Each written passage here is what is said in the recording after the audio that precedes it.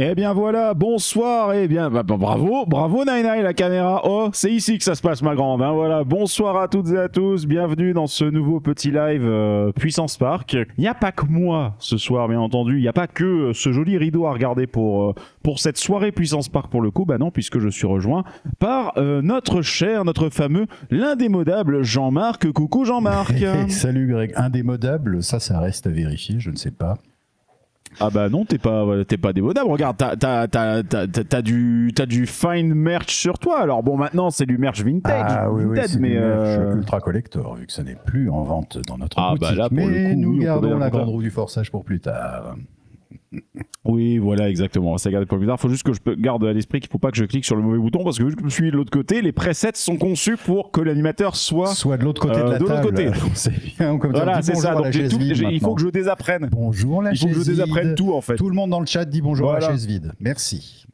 Eh bien bon, attends, alors allez, on va le faire tous ensemble. Bonjour la chaise vide. Voilà. Oh merde, putain, elle bouge cette conne.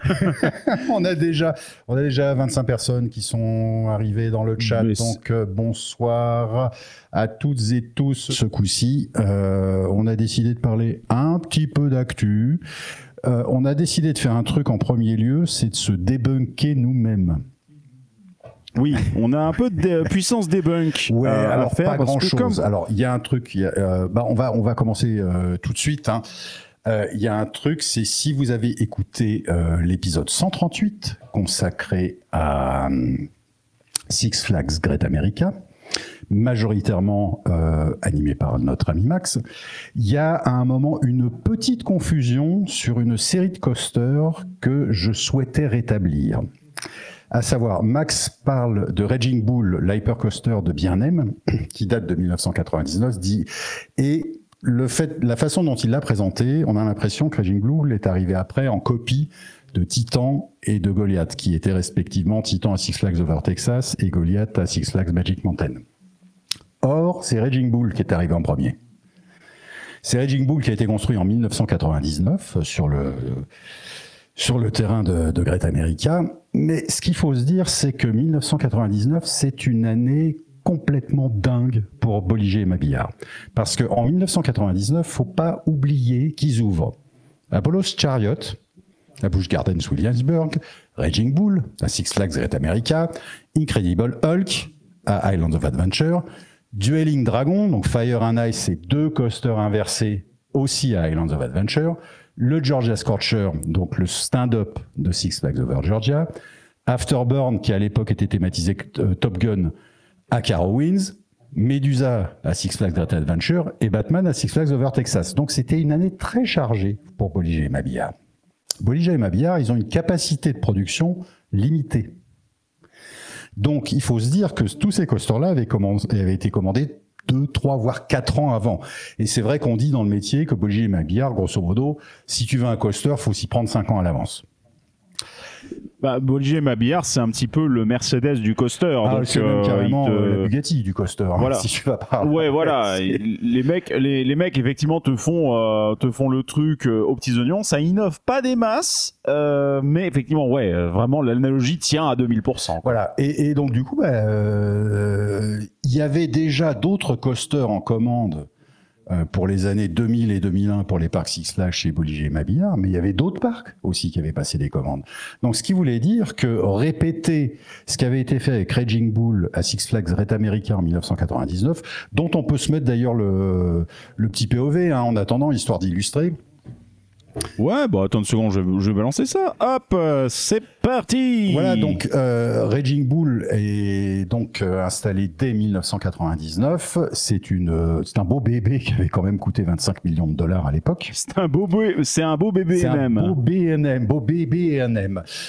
Pour rappel, longueur de 1541 mètres, hauteur de 61 mètres et un drop de 63 mètres. Donc, impossible pour Bolliger et Mabillard d'honorer une éventuelle commande dans l'immédiat pour les autres parcs sur ce type de modèle.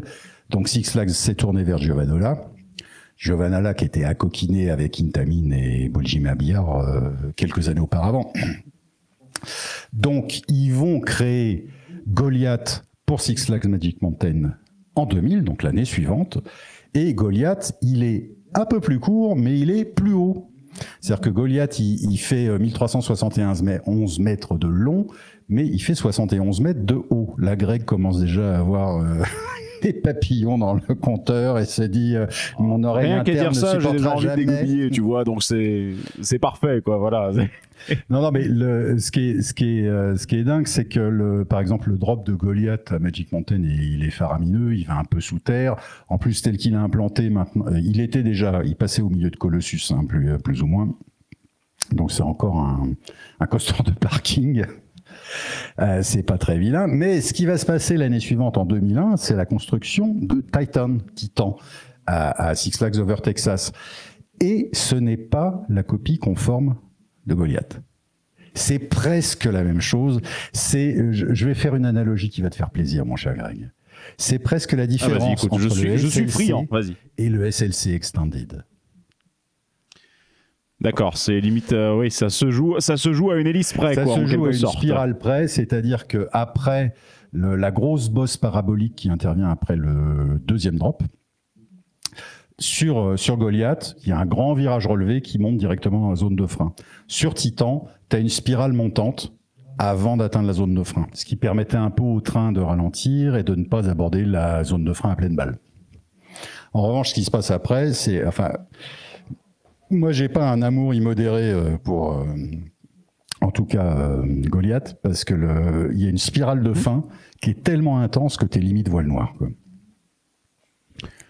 Ça, je te cache pas, tu vois, c'est un truc me concernant quand je vois des coasters, etc. L'idée qu'un coaster te fasse un voile, c'est quelque chose qui me met quand même assez inconfortable, même gris ou quoi que ce soit. Moi, je me dis quand même, c'est que c'est un peu intense. C'est pas dangereux en soi, parce que c'est juste l'afflux de sang qui chasse en dehors de la boîte crânienne et donc qui n'irrigue plus correctement les yeux et donc qui fait qu'on perd l'acuité visuelle quelques instants.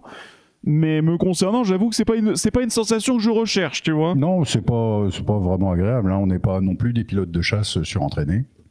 Donc, non, voilà, comme on disait un jour en plaisantant dans un de nos lives, bientôt il faudra porter une combinaison anti-G pour faire du coaster, hein. Alors, il y a Julien Dupart qui demande pourquoi sur le top hat il drop pas direct. Ça, c'est le pré-drop BNM. C'est pour désengager la chaîne, il me semble, non ? Oui, alors ça, c'était effectivement, il y a eu toute une époque où, pour assurer l'intégrité du haut de la chaîne, du moteur, etc., du système de rollback, il y avait un mini drop avec un frein qui justement évitait que le train se détache un peu trop rapidement et violemment du lift. Maintenant, ils sont guéris, hein, ils ont trouvé le système et ils le font plus, ça. En revanche, le premier virage après le grand drop et donc avant le deuxième drop, il y avait aussi une notion de remettre le train dans l'axe. Donc c'est pas un vrai top hat, hein, c'est un virage très très relevé après. Mais alors je prends un peu pour le coup quelques petits commentaires. Je crois que je vais suivre beaucoup plus Volley Live car les connaissances sont tellement grandes que je suis impressionné. Bah merci Padawan Hugo pour le coup. Enfin moi pour l'instant je suis Monsieur Meuble, hein. C'est le monsieur au-dessus là qu'il faut voilà qu'il faut saluer. Nous Jean-Marc on l'appelle Wiki. C'est simple, si un jour il y a une panne d'internet mondiale, vous en faites pas, le backup il est là-haut. Ouais, voilà, c'est monsieur tout simple. Voilà. Mais il faut connaître la façon de me saluer d'abord pour me demander. Il faut bouger les mains comme ça et je vais pas vous chanter ce qu'il faut chanter. Ceux qui étaient là la dernière fois savent très bien de quoi je veux parler. C'est ça la secte CF. Voilà. Voilà. Et je ne parle pas que Compact Flash. Coucou Fredo, Frépertucity. Hey Fredo, bonsoir salut. À toi. Il y a Fredo, voilà. Ensuite, mes deux seuls voiles gris, c'était sur Phoenix et Baron. Ouais, alors ça, oui. Oui, effectivement. Dans cette hélice de Baron peut être... il devait être super chaud. L'hélice de Baron peut être putassière. Ouais. Elle peut être putassière, elle peut faire des voiles. En tout cas, c'est pas la première fois que j'entends ça, effectivement. Ça coupe la first drop, je pense, je trouve. On m'appelle Marcel, ouais, mais là, c'était pour des raisons techniques, pour le coup. Et c'est quand même un beau BNM pour l'époque, ça c'est sûr. Bref, oui, Filmo qui balance rendez-vous le 1er juin pour le rassemblement de la secte CF. Là, ce serait drôle que la vanne dans la vanne, c'est qu'en fait vous ayez des cartes Compact Flash avec une étiquette, oui, c'est ça. Au nom, enfin avec le logo avec de Yugi. C'est quoi qui font comme ça, tu vois. C'est ça exactement. D'ailleurs, je regardais dans les commentaires de la rediff de notre dernier live, il y a quelqu'un qui m'a fait un coucou en mettant dans les commentaires coin. Voilà. Continuons Jean-Marc, parce que là on a débunké un peu sur cet épisode-là encore une fois. J'avais prévu éventuellement de vous passer le on-ride de Titan pour que vous voyez, mais bon, on peut peut-être skipper et un petit peu avancer. On a un autre truc, alors c'est pas du vrai débunkage, c'est une précision technique. Lors du dernier... Alors hop, attends. Oui, j'affiche peut-être son affiche donc le fichier 03. Cher Greg. Ouais, c'est parti, n'est-ce pas? Donc, dernière fois, on a parlé dans un épisode, voilà, on a parlé dans un épisode justement de la rethéma potentielle de ce BNM, de ce BNM, non, c'est un de ce coaster pour c'est un Intamin, de cet Intamin, excusez-moi, voilà, en sit-down. Voilà, en fait, c'était un stand-up, le stand-up de Drayton Manor en sit-down, et nous avions, d'après le concept art que vous voyez en ce moment à l'écran, fait une sorte d'hypothèse, d'extrapolation, se disant, est-ce que Intamin n'a pas conservé le châssis, viré tout ce qui est système de stand-up pour installer des places assises? Non, car le lendemain de la diffusion de notre émission, j'ai eu un petit message, je vous dirai de qui après, qui m'a dit, non, ce sont bien un beau nouveau train. Alors qu'ils aient peut-être utilisé des éléments du châssis, pourquoi pas, parce qu'au moins on est sûr qu'il allait sur les rails. Il s'agit en fait de trains sit-down qui ont été construits par Art Engineering. Art Engineering, ce sont des Allemands. Noisette Express. Qui ont entre autres fait Noisette Express et qui en termes de grosses machines ont fait Cannibal et Primordial à Lagoon Park. Et comment ça se fait que Drayton Manor s'est tourné vers Art Engineering? On peut peut-être mettre la photo suivante, Greg, s'il te plaît. Là, ce que vous allez voir dans la photo suivante... Mauvais bouton, voilà, c'est bon, c'est corrigé. La photo suivante... Désolé, voilà, misclick. J'explique, c'est ce type de train qui va arriver sur... ce n'est pas ce train-là, puisque ce n'est pas... ça, c'est un train qui existe déjà, je vais vous en parler. C'est ce type de train qui va donc arriver sur The Wave X Shockwave à Drayton Manor. Ce train-là, c'est le train d'Impulse à Knoebels. Donc, je vous renvoie, allez donc écouter notre épisode spécial avec Dubik sur Knoebels. C'est le truc de Knoebels, c'est le truc qui a la saveur de l'Eurofighter, la couleur de l'Eurofighter, mais qui n'est pas un Eurofighter parce que c'est pas Gerstlauer qui l'a construit, c'est Zierer. Donc de là à se dire qu'il y avait un petit peu des problèmes de vibration et de tremblement sur ce coaster Zierer, comme il peut y en avoir sur le Thunderbolt, tu vois, c'est un peu le même type de manège. Et ben c'est Art Engineering qui a refait les trains. Donc c'est Art Engineering qui fait les trains de Drayton Manor. Et qui a donc conseillé Art Engineering à Drayton Manor? C'est n'est autre que notre ami Rodolphe Gélis, car c'est lui qui, le lendemain matin de notre émission, m'a envoyé un petit message en disant non, c'est bien Art Engineering, j'étais en contact avec Drayton Manor, c'est moi qui les ai orientés vers eux, etc. Donc Rodolphe, merci pour cette correction. T'es toujours le bienvenu pour commenter, et même si un soir t'es là pendant qu'on fait un live, n'hésite pas à nous contacter et tu viens à l'antenne. Avec grand plaisir. Mais c'est bien, là, tu vois, ce qui est génial, c'est que c'est là que tu te rends compte que, alors pour citer un concurrent de l'attraction que tu as nommée tout à l'heure comme étant la secte CF, là, It's a Small World, encore une fois, hein, le monde est tout petit, tout le monde se connaît. Par contre, il y a quand même une petite différence assez fondamentale entre ces trains. Certes, la partie supérieure du châssis avec les 4 de face, etc. va être une chose. Par contre, toute la partie essieu va être complètement différente parce que pour le coup, là, on était sur du rail tritube un peu, à la Gerstlauer, Mack, etc., etc. Mais là, on va arriver sur un rail en box track design à la BM et donc fait par Intamin à la base. Donc, il va quand même y avoir de l'ajustement à faire pour le coup. Je fais une parenthèse. Merci. Bonsoir Val qui passe 2 minutes. Val est très occupé en ce moment, mais il vous racontera ce sur quoi il travaille. Il vous racontera ça plus en détail, très certainement à partir du week-end. Là. Très prochainement. Très prochainement. Very soon on Puissance Park. Julien, est-ce qu'un ancien dirigeant de chez Art serait pas un ancien... Est-ce qu'un dirigeant de chez Art serait pas un ancien de chez Mac? Tu me poses une colle, peut-être, oui, pourquoi pas. Art Engineering existe en tout cas depuis une petite vingtaine d'années et ils ont créé officiellement une douzaine de coasters déjà plus un nombre de rétrofits, comme on dit dans le métier, que seuls peu de gens connaissent, puisque on savait pas que les trains d'Impulse étaient en fait des trains Art Engineering, puisque la machine est toujours déclarée comme étant un Zierer. Donc voilà, je te propose qu'on reste en Angleterre. Donc Nemesis Reborn, le merveilleux alors ça, inverteur, mon inverteur préféré même, je dirais, a rouvert le retour de Alton l'inverteur Towers. pour le coup, mais Et ils ont refait ouais. la gare, parce que la gare c'est un gros alien de la gueule duquel sort le train. Et ils ont refait la gare et ils ont mis en fait ils ont étendu le gros alien, ils ont fait un animatronique et on a trouvé une toute petite vidéo de cet animatronique. Et on trouve avec Greg que magnifique. ça a une gueule ça, dingue. en vrai, là c'est capturé de jour, ce truc-là. Mais de nuit, avec la projection de l'œil, avec l'animation, avec les griffes, enfin les griffes, non, les dents, en fait. Et c'est censé être une sorte de kraken, le bordel. Donc, avec ces trucs-là qui bougent, avec le reste de la théma, putain, ça me fait vraiment encore plus envie d'aller voir Alton Manor. Comme on le dit, là ils parlent de dark, les mecs, c'est du dark siming à fond. Ils savent vachement bien faire ça. Ils savent vraiment ce qu'ils font, parce que putain, c'est là de nuit. J'attends vraiment de voir les images depuis. Alors par contre, on m'appelle Marcel qui dit l'animatronique est en rate depuis. Bon, apparemment ils savent t'aimer, mais ils savent pas maintenir. Mais bon, non, mais en vrai, là c'est franchement dans la zone.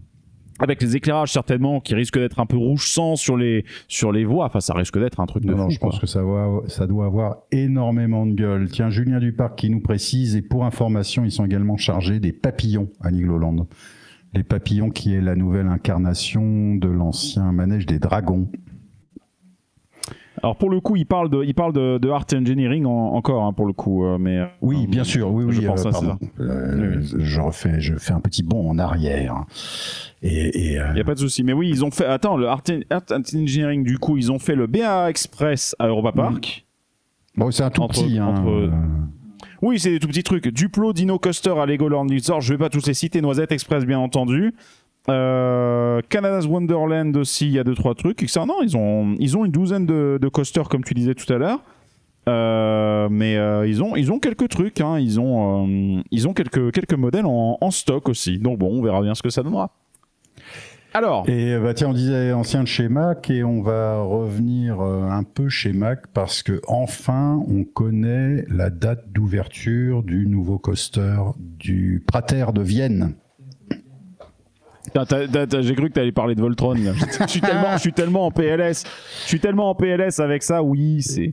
Les événements apparemment presse auront lieu le 24 avril et apparemment l'inauguration pourrait se faire le 26-27, c'est ça? Ouais, j'ai vu la date du 26 avril, effectivement. Donc, voilà, donc bon, ça, voilà, donc bientôt. Mais là, on va pas parler de ce Mac. Pas à Europa Park le 26 avril parce que j'ai pas envie de me taper des heures et des heures de file d'attente pour essayer Voltron. Je vais attendre qu'ils essuient les plâtres, qu'ils débunkent un petit peu tout le système de pilotage de l'attraction. C'est normal, la machine va être toute nouvelle. En plus, comme on se le disait, techniquement, c'est une évolution d'un Big Dipper, donc c'est un premier modèle. C'est grosse évolution technique avec les launchs. Big Dipper en fait. C'est ça, c'est un Big Dipper XLE. Oui, c'est ça. Ouais, mais du coup, c'est un Big Dipper qu'ils ont vendu au Prater de Vienne, nos amis de chez Mac, justement. Et justement, parlons-en un petit peu de ce Big Deep là. Le Wiener Loop. Alors le Wiener Looping, voilà. puisque c'est un hommage déjà à un coaster qui a longtemps résidé dans ce parc urbain, donc du Prater de Vienne, qui était un shuttle loop Schwarzkopf, mais qui n'était pas un shuttle loop traditionnel.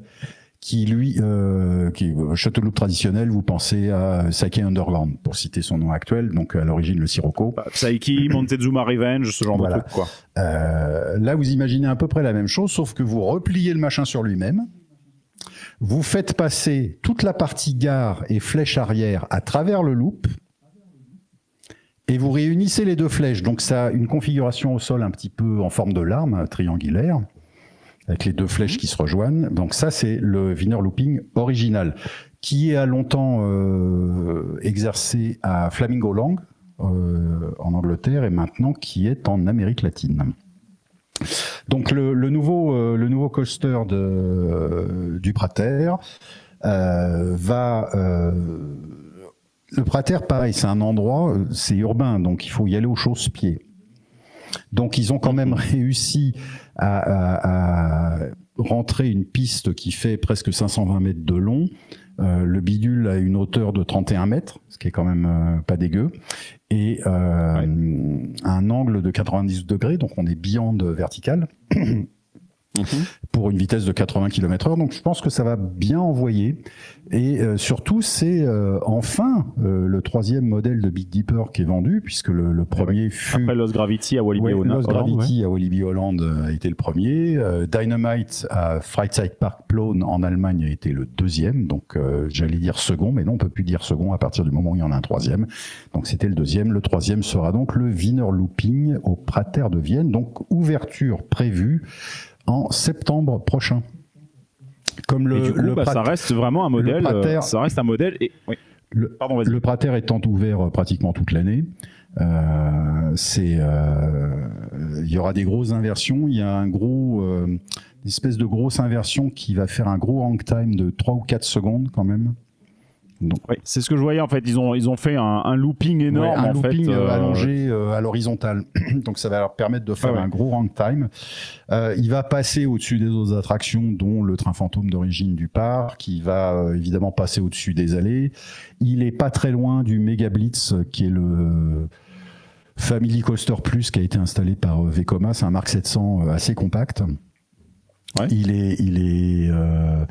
Ce qui est marrant, c'est que en saison, au Prater de Vienne est également installé l'Olympia Looping de la famille Barth. Oui. Donc ça, c'est le gros coaster star du Prater. Encore un Rodolphe connu. En été.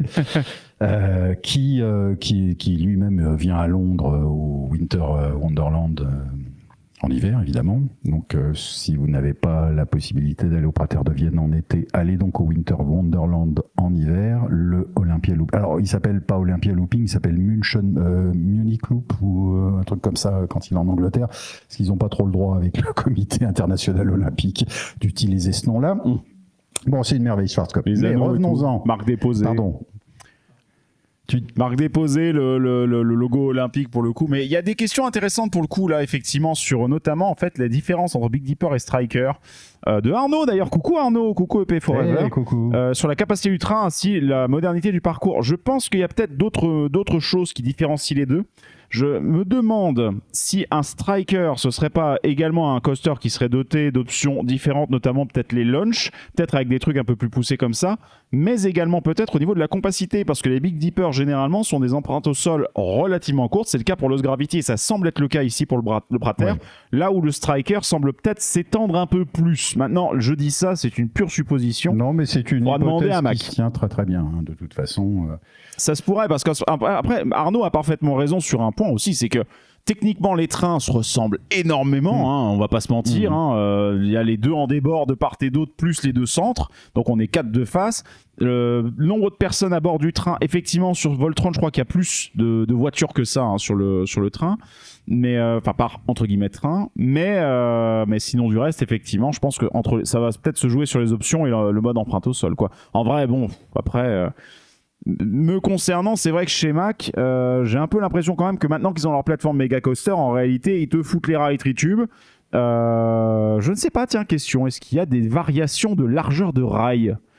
Est-ce qu'ils ont des écartements de rails différents? Non, s'ils ont fait un châssis, une plateforme commune, peut-être que l'écartement de rails est le même, non?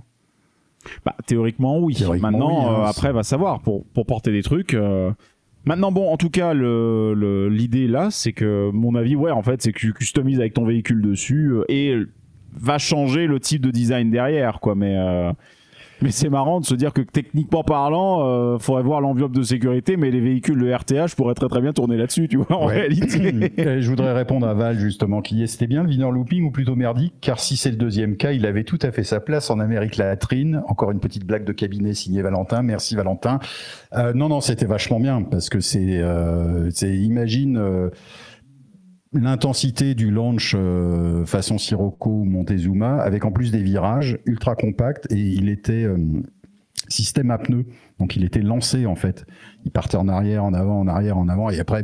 Oh, il faisait du swing, swing launch. Enfin, swing launch avec des pneus, hein, donc pas non plus. Ouais, bah oui, non, mais ça marche aussi. Le principe du swing, c'est juste de faire un multipassage pour gagner de la vitesse. Hein. C'est pas propre au LSM. Non, il était vraiment intense.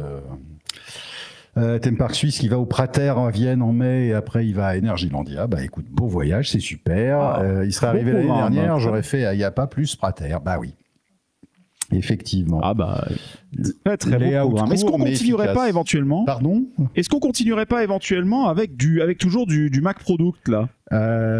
Qu'est-ce que tu as en Mac Product à me proposer ? Bah normalement, on a le PAL. Ah, mais oui, tiens, on va faire le point. On va faire le point. Très bonne transition. Merci, Greg. Je te fais de la transition qualitative, mon cher Jean. Le roi du Segway. C'est ça. Effectivement, on va faire le point sur les coasters qui ouvrent en France en 2024. Alors, il y en a 7 cette année qui ouvrent en France. C'est plutôt une belle année.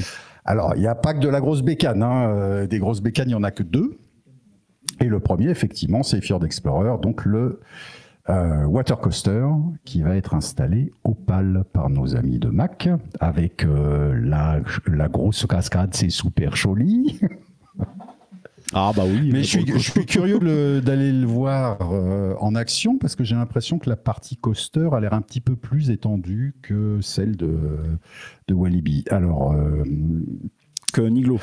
Et je marque une petite pause parce qu'il y a de la pub là, en ce moment.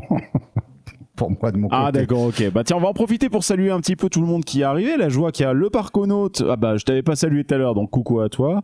54T4 Meda, bonsoir à toi. On a également qui d'autre qui est arrivé que j'ai vu passer tout à l'heure, zut. Bon sang, McFly Tannen, excuse-moi, je t'ai zappé. Bonsoir McFly Tannen aussi. Donc ouais voilà, mais c'est bien là le chat, ça vient un petit peu, c'est une bonne chose ça, c'est très très bien. Puis merci Val pour le sub, mais vu que t'es de l'équipe, ça me fait penser, il faudrait peut-être que je m'occupe de ma cotisation pour l'association. Moi d'ailleurs, j'ai oublié de la faire pour l'instant. Bon. Attention, je vais mettre ma casquette de vice-président et faire routoutouf là, avec les gros yeux, tout ça. Oui, mais après bon, j'ai envie de faire les mains comme ça.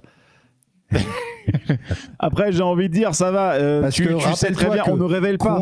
Coin en anglais, coin c'est coin. Coin, ça veut dire pièce de monnaie. C'est coin, c'est ça. Mais... vu le nombre de fois qu'on le met, j'ai plus de pièces. Là, je suis désolé dans ce morceau-là.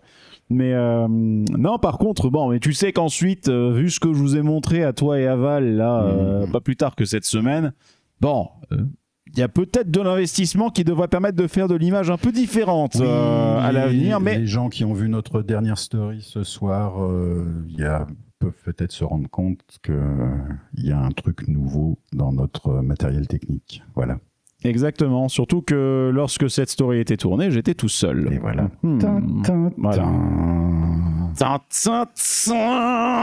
Cue dramatique musique. Du coup, c'est ça, cue dramatique musique.mp3. Très bien, bah écoute Jean-Marc, je pense que les pubs sont passées. Donc ouais, très bien. Et ben on reprend donc peu. Fjord Explorer au PAL, donc signé Mac. Quelle différence y a-t-il avec Krampus Expédition demande McFly Tannen? La partie coaster me paraît un peu différente et un peu plus longue. Il me semble aussi. La couleur aussi est différente, la théma est différente. Bon, les véhicules sont les mêmes. Mais évidemment, les véhicules sont les mêmes. Alors, autre coaster, mais beaucoup plus petit, c'est Jeepodino. Qui va être installé par Zamperla à la récré des Trois Curés. Alors c'est vraiment un family coaster, une petite montée à pneus, une descente avec une spirale et un retour en gare. Donc c'est vraiment, même on est au niveau kiddie coaster en fait, plus que family coaster. Mais c'est bien, la récré des Trois Curés, petit à petit, ils s'équipent. Hein, faut pas puis surtout là je vois qu'ils ont fait un travail un petit peu d'habillage il y a quelques années là, donc non très bien. Donc pour ceux qui ne savent pas où c'est, la récré des Trois Curés, c'est en Bretagne. Ouais, d'ailleurs, Vertica, c'était un sacré move, mine de rien, de leur part aussi. Ouais. Et je pense effectivement que... C'est quoi, c'est un Infinity, si je dis pas de conneries? Non, c'est pas un Eurostar. Ou c'est un Eurofighter standard, il me semble. Eurofighter standard, ok. Les pointilleux nous corrigeront dans le... Ouais, mais il fallait franchement tenter le coup parce que alors, il y a sortir une Vador machine Coaster comme ça. Street qui nous sort. Fjord fait 497 mètres de long contre 600 pour Krampus selon RCDB. C'est pas la taille qui compte et moi ça m'arrange comme disait Coluche. Non mais faut voir parce que faut voir quelle est la longueur exacte de la partie coaster. Parce que effectivement, Krampus, tout le final, après le splash, t'as quand même un long et lent parcours. Un canal, oui. Tu vois, avant le retour en gare. Le départ, non, il n'est pas très long, le départ sur Krampus, effectivement, quand on sort de la gare et qu'on fait le virage avant d'atteindre le... C'est un demi-tour, oui. Ouais, c'est ça. Krampus, il y a 250 mètres dans l'eau sur 600. Il reste 350 mètres de piste de coaster. Donc, si tu comptes le lift là-dedans. Merci Julien d'avoir corrigé. C'est bien Eurofighter Vertica à la récré des Trois Curés. Où en étais-je? Alors, troisième coaster qui ouvre cette année. Ça ouvre dans un parc qui s'appelle Fairyland, qui est dans les Hauts-de-France. J'avoue qu'en préparant l'émission, je n'avais jamais entendu parler de Fairyland. Oui. Je n'avais jamais entendu parler de ce parc. Voilà. Tu es en train de me dire que là, techniquement parlant, il y a quelque chose a réussi à planter Jean-Marc. Oui, quelque chose m'a mis en arrêt un moment. Il a fallu que je fasse contrôle là-dessus avant de redémarrer. Donc, il y a un petit... Arrête, tu me rappelles le boulot. Là. Un petit coaster familial qui s'appelle Let's Race, qui est notre nouvelle illustration, qui est un petit coaster familial signé SBF Visa. Ah, c'est l'ancien ballpark, d'accord. Merci McFly Tannen. Ok. Super. Merci. Ah bah le parc Ono, tout le monde me dit bah oui, Fairyland ouvre cette année et c'est l'anciennement. Bah alors merci les copains de nous avoir rectifié le tir. Tu vois, on s'auto-débunk en direct. Cette émission est merveilleuse. C'est l'avantage aussi, il faut dire, avec les lives, c'est que du coup, on n'est pas les seuls à faire l'émission. Donc, merci beaucoup à tous. Oui. Et donc, quatrième coaster qui ouvre cette année, alors ça, c'est celui qui me hype le plus, c'est Maouka à Olivier-Rhône-Alpes.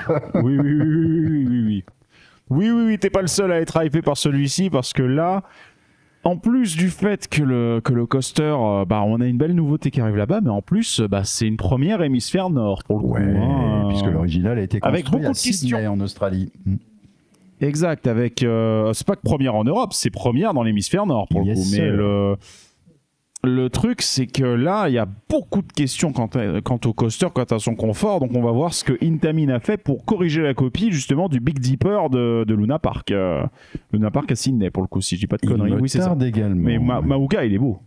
Il est très, très beau. Et franchement, là, pour le coup, me concernant en plus, c'est la première fois que je montais sur un single ride coaster de ce style-là. Même tout court, hein, j'ai jamais fait de Raptor ni quoi que ce soit. Donc, on va voir ce que ça donne. Et puis, c'est quand même sacrément couillu parce que quand tu vois ce que RMC avait annoncé avec les Raptors, ils ont annoncé quand même des machines, l'Assault of Truth, etc., qui sont des machines quand même sacrément extrêmes en termes de sensations parce que la vitesse à laquelle tu dévales le bordel, vu les sensations, c'est intense. qu'Intamin ait fait un spin qui soit plus family-friendly du concept, je trouve que c'est un positionnement super malin parce qu'en plus, quand on voit le marché à l'heure actuelle, on voit qu'il y a vraiment cette évolution, on en avait parlé dans des lives précédents, justement, de l'industrie vers du family un peu poussé, tu vois, des launch Vekoma Family, des trucs comme ça, et là ça peut être finalement une proposition de valeur qui peut arriver pile poil à temps. Il faut juste voir ce que Intamin a fait pour corriger un petit peu les défauts de jeunesse de Big Dipper, quoi, pour le coup. Non, alors franchement, celui-là, je suis très très très impatient de l'essayer. Voilà.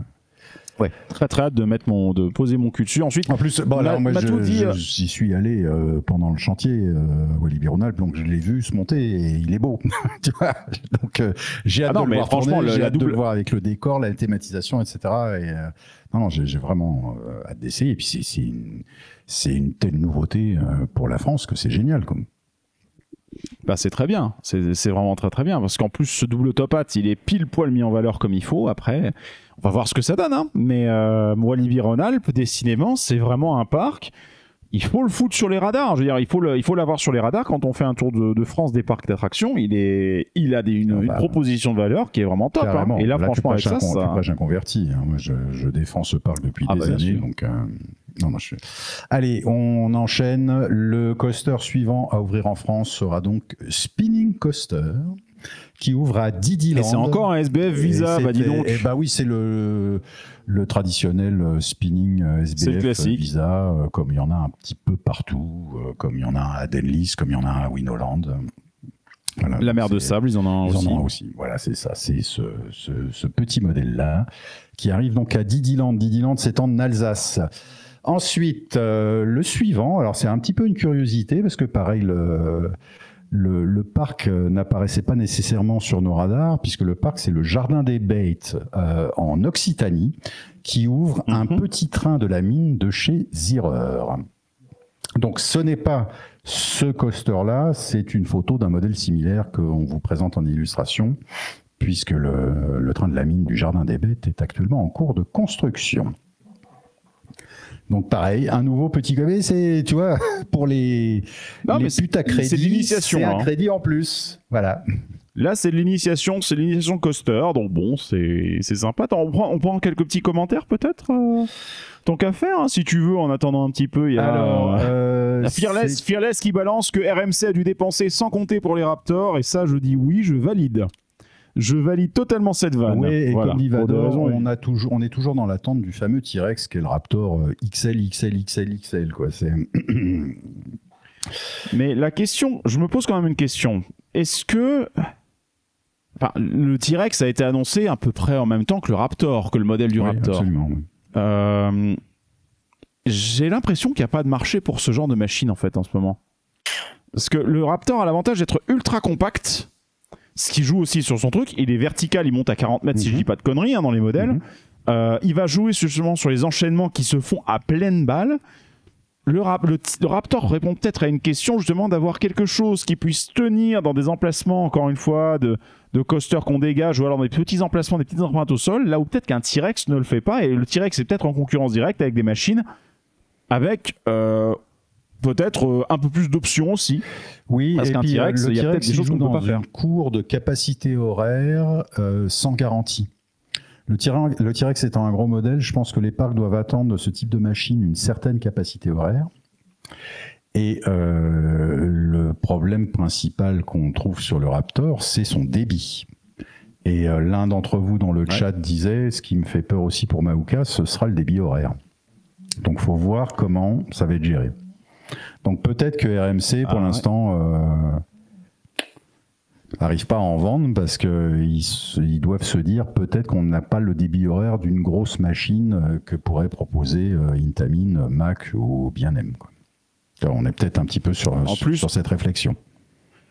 En plus du phénomène que est-ce que avec un tel poids, ce qui crée sa dynamique sur un Raptor, c'est aussi le dimensionnement des trains. Là, sur un T-Rex, on est sur un train plus ou moins standard à la Blue Fire, un truc comme ça, bien sûr adapté pour le single rail, mais du coup avec plus d'inertie, il va se déplacer certainement un peu avec plus de difficultés sur le layout. Il resterait péchu, mais en fin de compte, est-ce que avoir une machine comme ça qui aurait certes le look visuel avec le single rail, avec le high box track énorme, est-ce que ça serait pertinent d'avoir ce genre de truc en tenant compte du fait que tu risques de te taper des avaries techniques majeures parce que tout nouveau modèle, première génération du truc, etc. Là où un modèle plus standard, finalement, offrirait peut-être une capacité supérieure, une reconnaissance, une diversité, ce genre de truc. Par contre, il faut reconnaître que RMC, à l'heure actuelle, entre les retracks qui font et les highbox tracks qui font et les Raptors, au moins, ils ont quelque chose qui est complètement différent de l'un à l'autre, contrairement à du Mac ou Intamin, où, comme on le disait tout à l'heure, il va y avoir beaucoup de modèles qui vont utiliser les mêmes bases techniques et où finalement les différences sont perceptibles que pour quelqu'un qui est vraiment initié, quoi. Écoute, je pense que le jury est toujours en train de délibérer à ce sujet. Ouais. Je pense qu'il y a eu quand même une grosse déception de la part des managements de parc de voir comment les Raptors avaient un peu de mal à la capacité à absorber la foule qui se passe. La capa. Oui, la capa. Donc de là, l'un d'entre vous, alors je remonte un petit peu, Matou partout qui dit ça sent le modèle abandonné. Peut-être. Ça, effectivement, ce sont effectivement des trains avec, on est de 2 par 2, mais bon, ça réduit complètement l'intérêt du monorail. Tu as parfaitement raison. 40 mètres le plus haut Raptor actuellement, c'est confirmé par notre camarade Coaster, Vador Coaster Street, pardon. Ces modèles me semblent taillés pour le dueling perso. Ouais, ce qui c'est marrant, ils se sont fait en fait griller la place par Skyline Attraction avec leur modèle Kit Flash. Tu sais, ils ont fait des mini single rail pour gamins dans les parcs Six Flags avec un truc qui me paraît d'une aberration absolue, c'est tout ce système d'écran LED sur le rail. Oui, alors ça j'ai vu. Alors autant c'est très joli, super, magnifique, mais ça va pas durer. Bah, tu vois. C'est très non, mais surtout c'est le genre de truc extrêmement cher sur plein de raisons, et en plus, à mes yeux, je pense que ce genre de truc, il y a aussi un autre avantage que ça peut avoir pour le constructeur, c'est que tu peux aussi revendre des reskins qui ne sont qu'un programme à télécharger qui te recolorise le truc. Je vois, moi j'y vois un problème de maintenance, tu vois. Enfin, je vois peut-être pas le avec pas les vibrations, avec les trains qui passent au-dessus, complètement vide là, tu vois. Ah non, mais moi, avec les trains qui passent au-dessus, j'ai vu ce truc-là, c'était à l'IAPA que ça avait été présenté en intérieur. Je me disais, qu'est-ce que c'est que ce bordel? J'ai cru que c'était un truc en 3D d'abord. Oui, visuellement, c'est intéressant parce que tu as des effets qui se font vraiment avec le train, mais tu te dis, mais non, mais physiquement parlant, les vibrations, etc., les écrans, ils vont lâcher en 2-2, quoi. C'est du jetable, quoi. Mais la pluie, le vent, le soleil, je sais pas. J'espère qu'on me prouvera faux, comme on dit en anglais. Et je suis en train de chercher désespérément la capacité d'un Raptor, je vous cache pas, j'essaie de faire ce que je peux.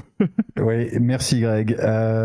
Et est-ce que tu seras en mesure de mettre la dernière illustration, puisqu'il y a un dernier coaster bien sûr en France que je peux, cette année. Il n'a pas encore de nom.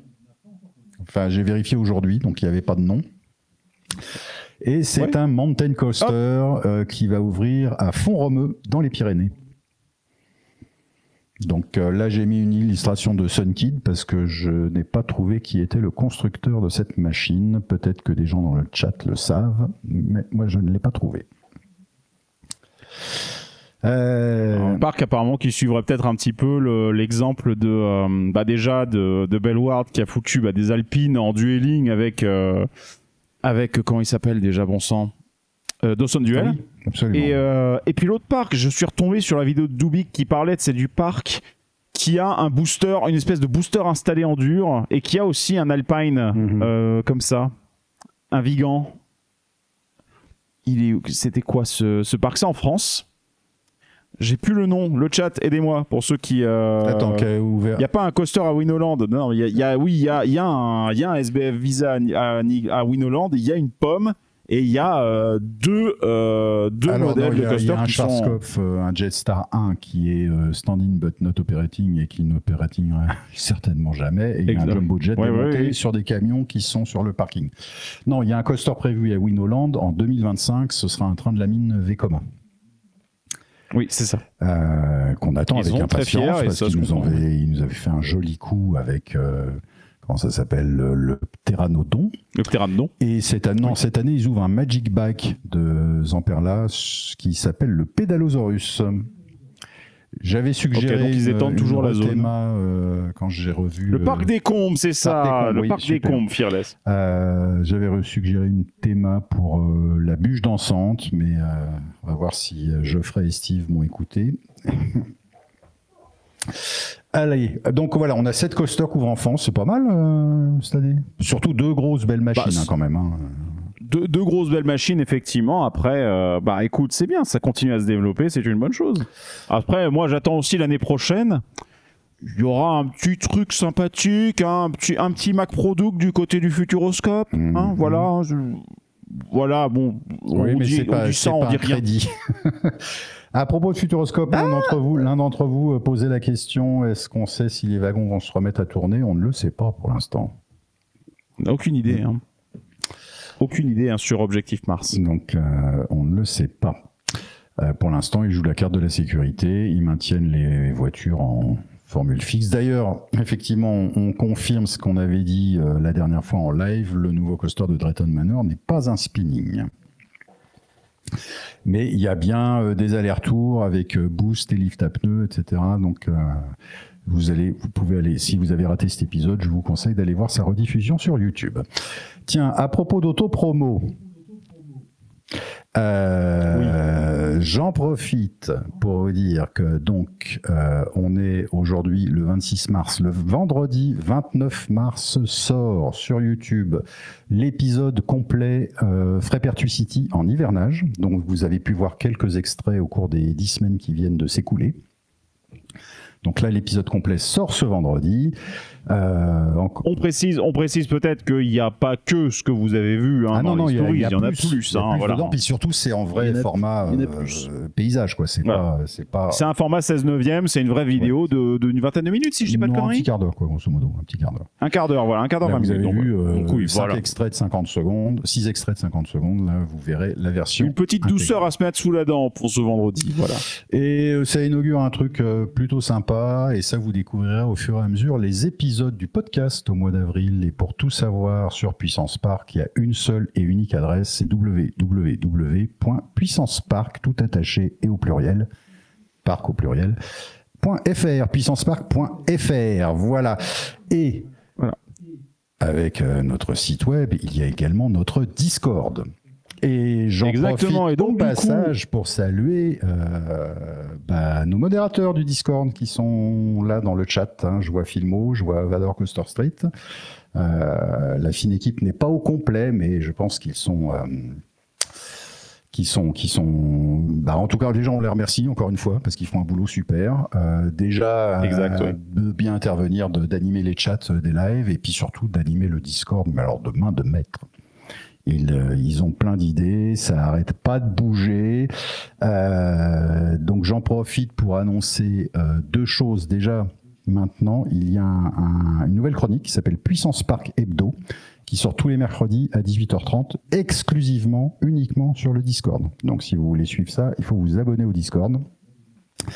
Et j'en profite également parce que le 29 mars, donc vendredi, journée de sortie de l'épisode hivernage à Frépertuis City, c'est spécial cadeau parce que le soir à 21h en direct sur le Discord, nos amis de l'équipe reçoivent Jérôme de Ball Move Nation. Alors j'ai son nom de famille écrit et je voudrais pas l'écorcher. Donc j'espère que ça, je sais pas comment si on prononce Delkai ou Deleskai, je sais pas. Mais enfin, Jérôme, en tout cas, il est architecte et designer. Il travaille pour Ball Move Nation. Il a entre autres travaillé sur Champifolie au parc. Donc il sera en direct sur le Discord de Puissance Park et il répondra à vos questions. Et ça, c'est exclusivement sur le Discord. Ça n'est pas rediffusé. Exactement, et vous l'avez déjà vu en fait, Jérôme, puisqu'il avait passé une tête dans l'épisode qu'on avait consacré à l'ouverture de Champifolie. On avait pu interviewer quelques personnes en charge du projet justement quand on était au Parc du Pal, et donc du coup on était tombé sur Jérôme, et ça s'était super bien passé, donc du coup là, il retourne, il vient vous voir directement dans le Discord pour pouvoir échanger avec vous, vous pouvez lui poser toutes les questions, il n'y a pas de souci, il est là pour ça, et ce sera donc vendredi soir. Voilà. Et donc mercredi soir, le 27... Puissance Park Hebdo, ils vous parleront entre autres du nouveau Flight Ride du Futuroscope, des tests à Epic Universe, des choses qu'on a résolument choisi de ne pas évoquer ce soir pour leur laisser la primeur demain. Voilà. Exactement. Par contre, un truc duquel on va parler là maintenant tout de suite, c'est d'une news qui est tombée dans les dernières semaines justement pour le parc des Épaisses. Il s'agit du Puy du Fou qui a remporté un prix pour le Mime et l'étoile, pas vrai Jean-Marc? Absolument, le Puy du Fou a été récompensé donc sur l'année, on va dire cette année, mais pour l'année 2023, il a obtenu la récompense du meilleur spectacle du monde. Fini de rigoler, les gars. Et, voilà. Et je pense que c'est très largement mérité. C'est pas la première fois, mais bon. C'est pas. Je pense pas que vous allez me contredire. Si Benjamin était là, il ferait une petite danse de la joie. Mais non, c'est très très mérité. Bravo le Puy du Fou. C'est quand même un investissement colossal de plus de 20 millions d'euros, si je me souviens bien. Donc c'était vraiment super. Il faut rappeler également que donc ce prix du meilleur spectacle du monde a été remis par la Film Entertainment Association. Ça s'appelle le TA Classic Award. Et le Puy du Fou avait obtenu également le prix de la Film Entertainment Association du meilleur parc du monde en 2012. Et ça, c'est de là qu'ils tiennent. C'est quand même. C'est de là qu'ils le tiennent. C'est pas de la meilleur parc gnognotte, du monde, c'est ça. Voilà, oui. C'était ça le point en fait sur lequel, depuis au niveau de la communication, ils appuyaient beaucoup sur le fait d'être meilleur parc du monde. C'était cette récompense-là qu'ils citaient principalement. Alors oui, rappelez-vous, hein, il y avait des grandes affiches 4x3 avec tout noir, avec juste le logo Puy du Fou, meilleur parc du monde, et c'était écrit en petit en bas à droite ou en bas à gauche, je ne sais plus, Film Entertainment Association, machin, etc. Donc ils avaient obtenu ça en 2012. Parenthèse, en 2014, ils avaient quand même obtenu l'Applause Award, qui est le même type de prix, mais qui est remis carrément par un comité qui dépend directement de l'International Association of Amusement Park and Attraction, donc AIAPA. Donc là, il y a quand même du level. Et des parcs en Europe à obtenir l'Applause Award. L'Applause Award, c'est remis depuis 1980. Le premier à l'avoir obtenu, c'est le Magic Kingdom de Disney. Et des parcs européens à avoir reçu ce prix, il y en a 4. Tu vois, il y a Europa Park, Efteling, le Puy du Fou et Siam Park, qui est le parc aquatique qui est à Tenerife, dans les Canaries. Et c'est d'ailleurs le lauréat 2024, Siam Park. Donc ça, Puy du Fou, encore une fois, bravo pour cette récompense. Alors, les mauvais esprits vont dire « Ah, oh la Puissance Park, c'est des vendus au Puy du Fou. » Bah ouais, non, je veux dire, ils font des bons spectacles et ils obtiennent un prix, c'est quand même mérité, non? Et puis surtout, ça, c'est encore un des témoignages de la part de Nicolas de vouloir un petit peu sortir du sorte de carcan dans lequel Philippe avait commencé à installer le parc et de vouloir s'ouvrir à des choses peut-être un peu moins tendancieuses, on va dire. Non, clairement, mais c'est encore une fois, c'est très bien en plus qu'ils aient reçu ce truc-là, parce qu'en plus ça fait rayonner un peu le spectacle, ça le montre dans différents médias, dans différentes choses, ça recrée du contenu autour, donc ça va encore permettre à des gens de le découvrir grâce à ça. Donc c'est très bien, ça permet de valoriser un petit peu le savoir-faire du Puy du Fou. Et puis en cette période, c'est vrai que là, l'actualité va être monopolisée par les Jeux Olympiques pendant les prochains mois, ce qui techniquement est à la fois une bonne chose et une mauvaise chose, parce que bonne chose, bien sûr, ça va attirer l'attention sur la France et sur ce qu'on fait. Mauvaise chose, parce que le problème, c'est que ça va, la plupart des gens qui vont venir en France vont venir pour du sport, vont pas aller dans des parcs d'attractions, donc.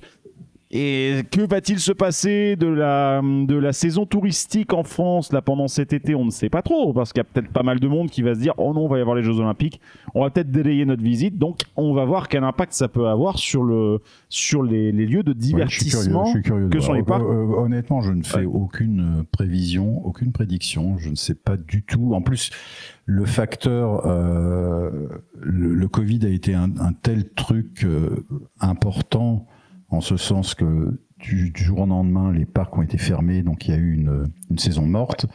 Et puis après, post-Covid, on a l'impression que tout le monde s'est précipité en parc de loisirs parce qu'il y avait une envie de se détendre, mais de ne pas aller trop loin. Donc quel va être l'impact des JO sur la fréquentation des parcs cet été? Je l'ignore, franchement. Est-ce qu'on pourrait comparer avec les Coupes du Monde qui ont eu lieu en France ? Je sais pas.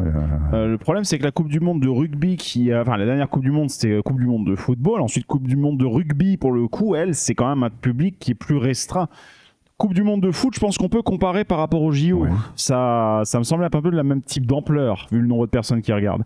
Mais les JO, là, pour le coup, c'est très difficile de le savoir parce que, en vrai, partie off, entre les promesses qui sont faites sur l'organisation et les tas de trucs où il y a du rétropédalage, où normalement il y avait promesse de gratuité des transports, finalement, non, ce sera 4 balles pour tous les tickets pour Paris, etc.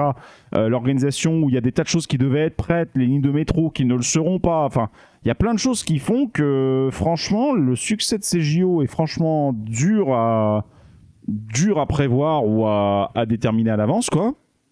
Et en plus, les gens vont venir pour du sport. Oui. Aller éventuellement à Disneyland Paris, parc Astérix, si les systèmes de navettes fonctionnent bien et si c'est pas trop compliqué, d'accord. Après, dans d'autres parcs, dans ce cas-là, le parc de l'Est parisien est favorisé parce qu'il y a l'accessibilité en RER. Ouais, il y a Filmo qui remonte justement, en 2016, Disney avait dit que leurs mauvais chiffres étaient dus à l'euro car les gens regardaient du sport. C'est vrai qu'effectivement, ça ne pouvait pas être dû à l'offre pléthorique d'attractions à jour qu'ils avaient en 2016. Peut-on se permettre de remettre en cause la bonne foi ou la mauvaise foi du parc de l'Est parisien à ce propos?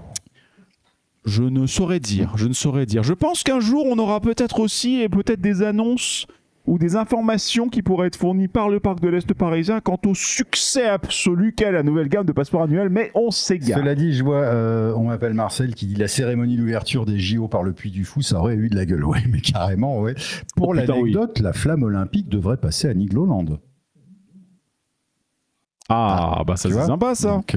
Donc ce serait un joli coup de promo pour le... Ils vont monter en haut du donjon de l'extrême, avec la flamme. J'ai vu notre ami Kevin s'entraîner, donc apparemment il serait un des relayeurs de la flamme olympique. Oh, bah dis donc, sympa comme tout. On va voir, on verra. Donc on verra. Bah tiens, remontons un petit peu le cours du chat. Heureusement que l'étoile n'est pas sortie en 2024, car contre Alix en BMX, ça aurait été très difficile. Oh oui, la compétition va être rude, ça c'est sûr. Ça aurait été extrêmement... Cela dit, tant qu'on n'a pas vu Alice, je sais pas, on n'est pas à l'abri quand même qu'il fasse quelque chose de quali. Nous, mais c'est vrai que... Voilà, c'est juste qu'on se dit, bon d'accord, mais après tout, il y a déjà eu des cas de show comme ça où on se dit, mais qu'est-ce que c'est que ce bordel, qu'est-ce que ça va foutre? Et finalement, c'était pas mal, donc voilà, on verra. Mais oui, c'est clair qu'entre Mime et l'étoile, où tu as de l'innovation technique sur la scène, une volonté de mise en scène, et puis surtout quelque chose qui n'est pas appuyé sur une quelconque licence, bon, bah, évidemment, j'ai envie de dire, ça te prend peut-être un petit peu moins le client pour un con, mais ça c'est autre chose. Hein. C'est un autre débat que nous avons déjà tenu et que nous avons décidé de ne plus tenir. Oui. Vous me voyez quand au Puy du Fou? Prochainement. Voilà. Je n'en dirai pas plus. Ah, et on a encore de la pub. Donc, on va continuer un petit peu à regarder ce qui se passe dans le chat. Faudrait vérifier pendant l'Euro 2016. En 2016, Disney, ça on te l'a dit. Tu peux le dire, Greg, ce sera un fiasco. Bon, on ne sait pas. On n'en sait absolument rien. Hein, tu sais, de ce côté-là, les Jeux Olympiques... il y a quand même un enjeu majeur pour la France. Et puis bon, c'est vrai qu'ensuite, nous les Français, on a toujours tendance à très vite être moi-même le premier, à être très vite très critique sur les choses qui se produisent. On verra ce que ça va donner. Après, oui, c'est clair que ça va pas être, il va pas être bon, il va pas faire bon être à Paris pendant les JO parce qu'avec toutes les restrictions qu'il va y avoir dans tous les sens, ça va être compliqué, ne serait-ce que d'aller travailler. Mais ça, c'est autre chose. Ça, c'est autre chose. Filmo qui nous précise que la flamme olympique passe non seulement à Niglo, mais également au Puy du Fou et au Futuroscope. Alors, le Puy du Fou, ce qu'il y a de bien, c'est qu'avec tous les systèmes de lance-flammes qu'ils ont, ils ont de quoi la rallumer, la flamme olympique, surtout si elle s'était éteinte. Parce que... Mais Fergal. Putain, il y a tout ce qu'il faut là. Son Kong et Fergal qui, alors, son Kong qui dit, sans déconner, les affiches Alice sont folles. Bon. Fergal qui nous dit le show BMX peut surprendre. Oui, ça peut surprendre. Oui. Fearless Picture qui dit pour Alice le concept est chelou, mais en vrai les premières images des costumes ne sont pas trop mal. À voir. Encore une fois, disons que Disneyland Paris, enfin le parc de l'Est parisien, comment dire, niveau show me semble assurer vachement plus qu'au niveau attraction. Donc. Ouais.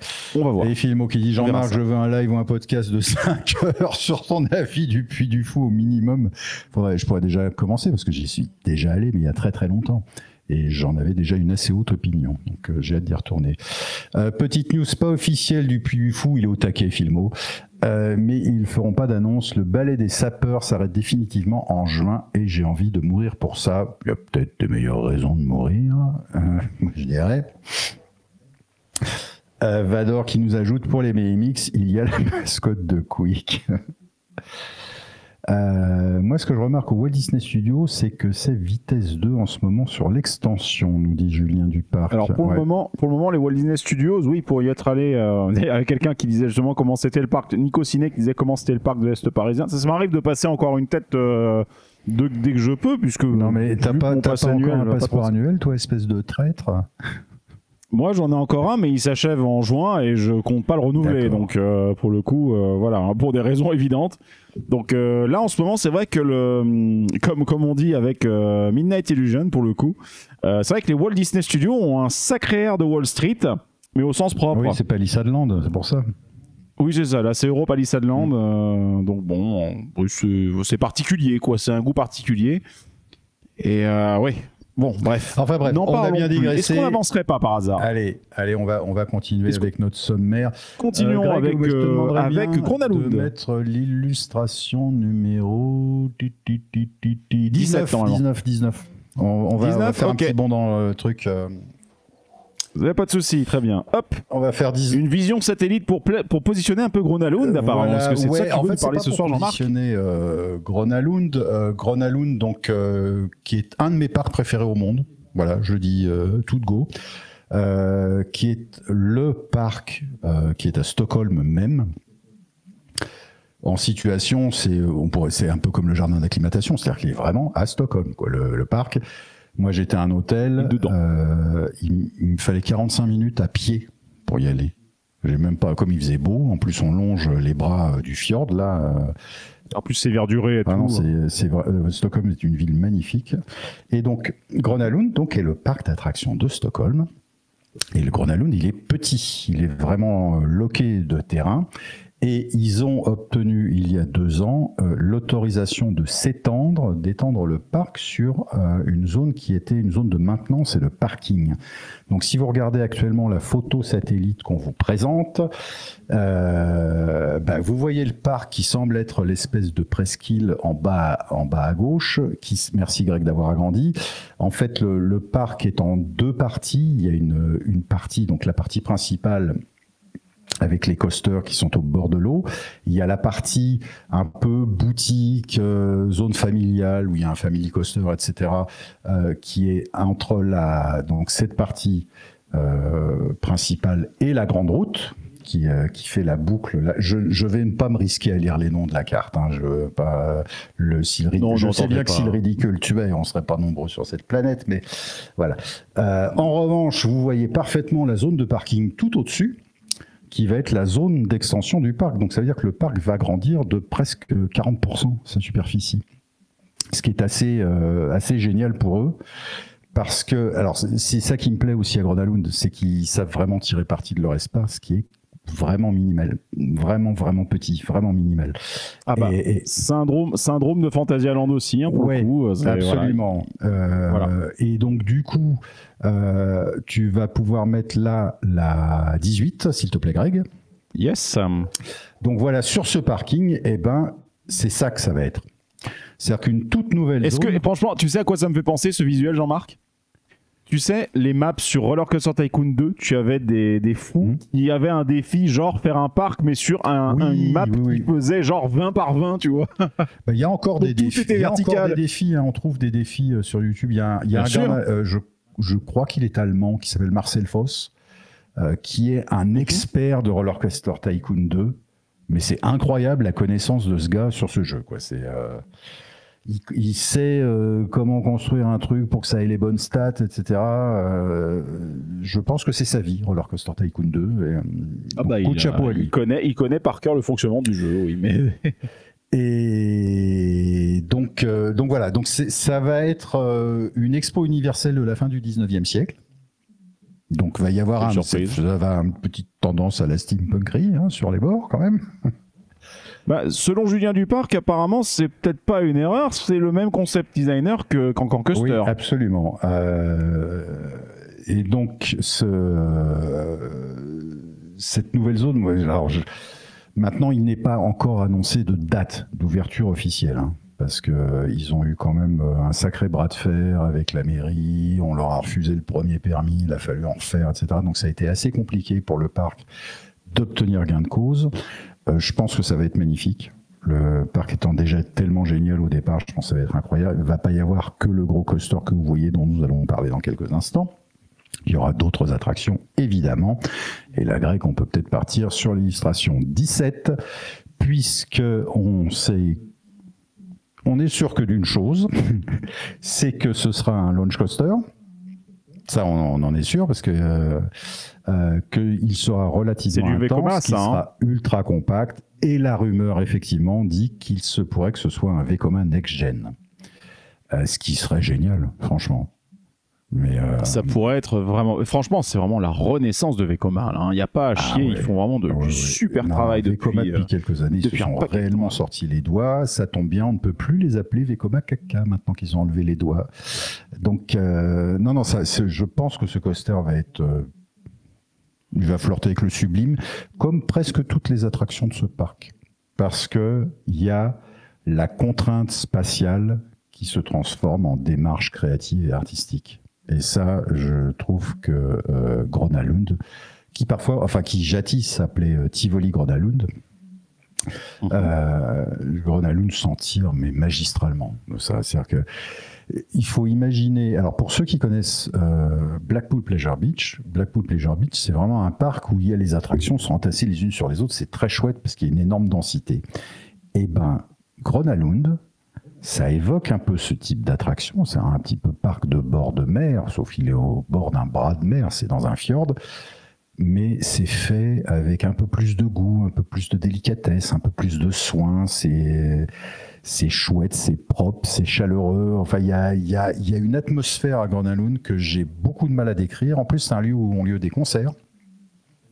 Et des grosses têtes d'affiche. Là, cet été, il y a Deep Purple, Bruce Dickinson, il y a je sais pas, 2-3 concerts par semaine. Ce qui me fait penser, c'est que si vous comptez la Grönalund cet été, visez bien les dates des concerts, parce que ça veut dire que le parc va être bondé. Parce que mais là, on paye sa place au parc et on a accès aux concerts. Le petit bonus, voilà. le bonus non négligeable. Voilà. Donc du coup, ils ont inventé le principe de Streetmosphere Plus pour le coup. Faites gaffe si vous avez envie d'aller à Grönalund cet été. Vérifiez. De toute façon, le programme complet est donné sur le site du parc. Ça, il y a vraiment pas de souci. Alors, comme je disais, tiens, on va passer à l'illustration 20. L'illustration 20. Donc on attend avec impatience des news de ce peut-être Vekoma Next Gen qui va s'installer dans la toute nouvelle zone de Grönalund. Donc la toute nouvelle zone, là, elle sera donc en bas à droite de cette image. Ça, c'est la map. Là où il y a le kiosque d'information. Là, oui, il y a le c'est truc, ça. Elle sera au-delà de ce kiosque d'information. Donc ça, c'est la carte actuelle du parc. C'est vraiment... En fait, c'est 2 gros pâtés de maison, hein. Non mais moi, il y a un truc surtout, je veux revenir simplement quelques instants sur la 17 là, justement sur le layout de DoCoaster là. Alors attention, ça c'est signé DoCoaster. C'est eux qui ont publié le truc. Ce sont eux qui ont publié le truc. C'est fait d'après les concept art. D'après le concept art. Et des plans qui ont circulé sur Internet. Donc ce ne sera peut-être pas exactement ce dessin-là. Hein. Non, mais ils se sont quand même basés un peu sur ce qu'il y avait de visuel dans le concept art. Alors, le concept art ensuite peut évoluer pour être plus raccourci, mais là, de ce qu'on voit au niveau du parcours, si c'est ce truc-là qui sort, vu la compacité du truc, t'as vu la durée du parcours. Ça, c'est incroyable quoi ce truc. C'est du launch en plus, le petit classique de la bosse sur le launch, mais encore une fois ça, je sais pas si ça se voyait très très bien dans le concept art non plus, hein, mais bon, mais impressionnant quoi. Si ce design là est le design approche du design final, bon sang, t'as une empreinte au sol qui est rikiki et une durée qui est phénoménale quoi. C'est ultra rentable. Connaissant le parc, moi je suis très très confiant. Parce que, tu vois, on va passer... alors, j'ouvre une parenthèse, puisqu'il y a Julien Duparc qui dit Grönalund, qui a eu un événement dramatique l'année dernière. Effectivement, Evader Coaster Street qui dit j'aimerais bien y aller, mais je ne veux pas y mettre les pieds tant qu'on ne sait pas si Jetline va rouvrir. Donc, pour rappel, le Schwarzkopf BHS Zierer, parce que Schwarzkopf l'a pas fini, si BHS et Zierer, qui l'ont en plus allongé, parce que la première partie a été rallongée. Ce sont donc eux qui l'ont terminé. Et cette machine a eu un accident l'année dernière. Il y a eu un problème d'essieu qui a cassé sur une des voitures. Et il y a eu quand même 9 blessés et une personne qui est décédée. Donc l'attraction est fermée. Le parc a décidé de conserver l'attraction fermée pour toute la saison 2024. probablement pour, d'une part, laisser passer les annonces de l'extension avec ce nouveau coaster, et puis aussi pour prendre une décision, parce que le cas du Jetline est beaucoup plus complexe en fait. C'est un miroir à deux faces. Le problème du Jetline, donc, qui est ce coaster Schwarzkopf magnifique, c'est que une grosse majorité des structures du Jetline servent également de structure à la Wild Mouse. Donc il y a deux coasters imbriqués l'un dans l'autre qui utilisent les mêmes supports. Ce qu'on verra tout à l'heure, je vous ai sorti un POV de la Wild Mouse et on voit très bien le Jetline dedans. Et donc pour en revenir à ce qu'on disait sur les promesses à tenir pour Grenalune, moi j'ai totalement confiance. L'un des meilleurs exemples, c'est leur inverteur B&M de Monster, qui est mais incroyable, qui est ultra compact, ultra intense. Et tiens, balance-nous la map, donc illustration 20 s'il te plaît, Greg. Yes, bien sûr. Hop.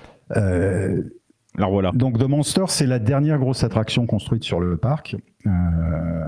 Et il est tout à fait étonnant. Ils sont allés construire la station sous terre, comme ça il y a eu un sérieux gain de place en termes de foncier. Il y a une thématique on est en fait dans une gare de train ou de métro. En fait, c'est très très chouette et donc le monstre s'en échappe. D'ailleurs, la typographie utilisée pour The Monster évoque la typographie qui avait été utilisée pour le film Un monstre à Paris. Donc c'est un peu la typographie spaghetti, tu sais, des anciennes enseignes de métro. Oui, je vois tout à fait le truc, effectivement. Oui, là c'est effectivement donc petite référence sympathique encore une fois. Ouais. Donc tous leurs coasters sont, je dirais The Monster incroyable, compacité, intensité. Jetline classique Schwarzkopf, on croise les doigts en espérant qu'il rouvre un jour. Le Twister, qui est leur coaster en bois, tu te dis mais comment ils ont réussi à construire un coaster en bois là? Et comment ça se fait que la piste soit si longue? Tu vois, tu dis quoi, les gars? Alors, j'exclus un peu Kvasten. Moi, pour moi, c'est le phénomène de Fly. Tu vois, à Fantasyland, tu vois le truc, tu dis putain, ça tient dans un, voilà. Et finalement, t'as le parcours, t'as une montagne russe qui est ultra longue, qui a des relances. Enfin, c'est génial. C'est incroyable. Voilà, Julien, tu vois, on est d'accord. J'adore ça. En plus, il y a Kvasten qui a été l'un des tout premiers Vekoma SFC, qui est le parcours classique qu'on retrouve aussi sur Freedom Flyer à Orlando, etc. Bon, il y a un truc que j'adore, c'est Insane, donc l'Intamin Zaxpin, qui est probablement le dernier coaster à m'avoir surpris. Et avec ton filet de bave, oui, c'est ça, c'est celui où j'ai vu ma bave quitter ma bouche et revenir directement se planter dans mon œil. Donc c'est vraiment le dernier coaster qui m'est surpris. Pour toi, c'est bien, c'était un flume, quoi. Oui, tu vois, c'est ça faisait attraction aquatique et en plus, il est au-dessus de l'eau. Donc voilà, Grenalune, génial. Allez, tiens, on va se mettre le POV du Monster, qui est l'illustration numéro 21. Yes. Et, qui est un très beau POV, très bien filmé par Fab Adventures. Et donc voilà, on est sous terre, dans cette espèce de gare. Vous voyez, les carreaux, c'est vraiment des carreaux de métro. Et paf, le lift, bien raide aussi. Ultra raide, tu m'étonnes. Faut gagner de la hauteur rapidement. Voilà. Là. Et après, il enchaîne, quoi. C'est du pif-paf à tour de bras. Il y a eu des gros challenges d'ingénierie pour B&M, parce que si vous avez l'œil, vous verrez qu'ils ont fait des supports tout à fait étonnants. Ils ont fait des supports type parapluie. Tiens, on en voit un qui soutient le first drop. C'est-à-dire que c'est un seul mât, comme un arbre de Noël avec plein de branches qui tiennent les différentes sections des rails. Donc, un oléoduc. Donc ça, c'est un truc que B&M n'avait jamais vraiment réalisé, quoi.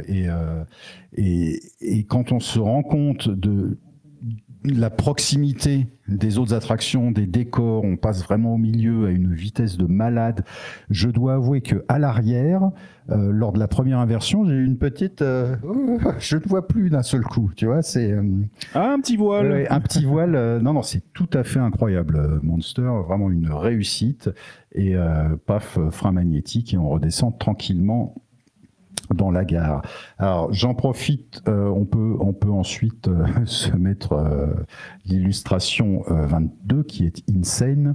Insane. Voilà, Insane, donc, qui est un Zaxpin Intamin. Donc imaginez une souris qu'on aurait couchée sur le flanc. Donc les zigzags se déroulent de façon verticale sur des petits véhicules qui ont la capacité de faire des rotations à 360 degrés. C'était la petite réponse. C'est la grande mode de réfléchir à des montagnes russes un peu 4D, suite absolument. à X2, suite au modèle BAT qui a aussi qui travaille aussi avec des lames pour faire tourner. Là, Zaxpin, c'était une bonne façon pour eux de faire ça. Les véhicules, si je me trompe pas, sont de part et d'autre. Oui, c'est ça. Des gens de part et d'autre du rail. Il y a eu, en fait, suite au 4D, le premier donc de chez Arrow, il y a eu une boîte qui s'appelait Interactive Rides, qui n'existe plus, qui a fait une première tentative de ride comme ça. Et très rapidement, il y a eu le système SNS, tu sais, qui est comme Sequoia à Gardaland en Italie. Oui. Et il n'est pas détruit, Sequoia. Je ne sais plus s'il est encore.